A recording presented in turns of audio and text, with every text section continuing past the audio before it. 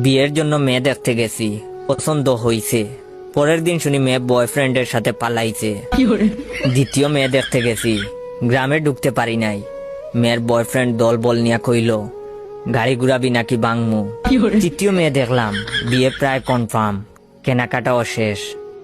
বিয়ের আগের দিন মেয়ে ফোন দিয়া কইল বয়ফ্রেন্ডের লগে রাগারাগি করে বিয়েতে হা বলছি, এখন ঝগড়া মিটছে, আমাকে বিয়ে করলে করতে পারেন, তবে আমি চান্স পেলেই বাগবো।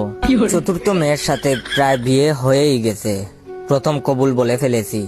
দ্বিতীয়টা বলার আগেই মেয়ের বয়ফ্রেন্ডের অতর্কিত হামলা, লাঠির বাড়ির চুটে গাল অমনেই হা হইয়া আছে, 3 হাত পা ভাঙছে, হাসপাতালে নেওয়ার কেউই ছিল না।